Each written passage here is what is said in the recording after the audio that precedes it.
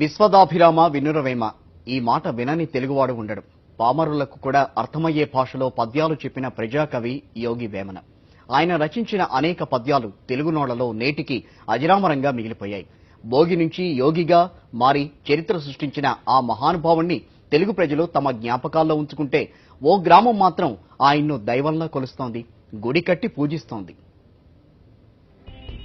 పశ్చిమ గోదావరి జిల్లా అత్తిలి మండలం అరవల్లి గ్రామం. ఏ గ్రామంలోనైనా గ్రామ దేవతలను పూజిస్తారు, జాతరలు చేస్తారు. కానీ అరవల్లి గ్రామంలో మాత్రం మహాకవి యోగి వేమనకు జయంతోత్సవాలు నిర్వహిస్తారు. ఇది ఇప్పుడు మొదలుపెట్టిన కార్యక్రమం కాదు. సుమారు 92 ఏళ్లుగా ఈ వేడుకలు నిర్వహిస్తున్నారు అరవల్లి గ్రామస్తులు. సంక్రాంతి తరువాత వచ్చే యోగి వేమన జయంతిని ఈ గ్రామం ఓ పండగలా నిర్వహిస్తుంది.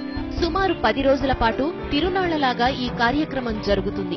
అంతేకాదు, ఈ వేడుకల సందర్భంగా గ్రామస్తులు తమ భేదాలు విడిచి సహపంక్తి భోజనాలు చేస్తారు. దీనికి ముందు కాలభైరవుడికి అన్న సంతర్పణ చేస్తారు. భోజనంతో పాటు అన్ని రకాల పిండి వంటలను కావడిలో వేసుకుని గ్రామంలోని వీధి వీధికి వెళ్లి సునకాలకు పెడతారు. అవి తిన్న తరువాత సహపంక్తి భోజనాలు మొదలు పెట్టడం ఇక్కడ ఆనవాయితీ. యోగి వేమనను దర్శించుకుని పూజలు చేయడం వల్లే గ్రామం సుఖ సంతోషాలతో ఉందని గ్రామస్తుల విశ్వాసం.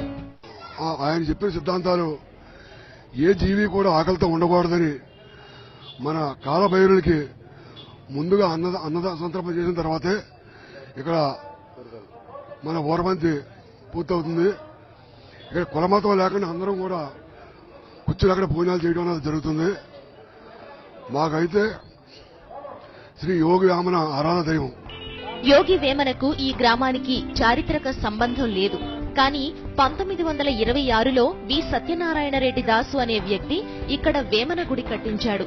గ్రామంలో ఏటా జరుగుతున్న అగ్ని ప్రమాదాలను అరికట్టాలనే ఉద్దేశంతో అప్పట్లో ఆయన వేమన చిత్రపటాన్ని గ్రామానికి తెచ్చి పూజలు నిర్వహించారు.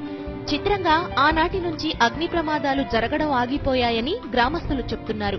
ఆ మహానుభావుడి వల్లే గ్రామం చల్లగా ఉందని భావించిన గ్రామస్తులు 1984లో ఆలయాన్ని నిర్మించారు. రాతితో చేసిన వేమన విగ్రహాన్ని ప్రతిష్ఠించి ఏటా జనవరి 18న జయంతి వేడుకలను ఘనంగా నిర్వహిస్తున్నారు. సంతానం లేని వాళ్ళ సంతాన ప్రాప్తి కలుగుతోంది.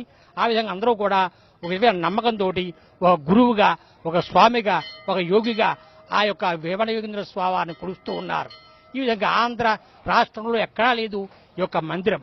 ఈ యొక్క భక్తితోటి ఓ గురువు గారని, ఓ తండ్రి గారనే భావంతో ఈ యొక్క స్వామిని కొలవడం వల్ల అందరూ కూడా ఐశ్వర్యంతో, త్రోదుతో, భోగభాగ్యంతో ఆనందంగా ఉన్నారు.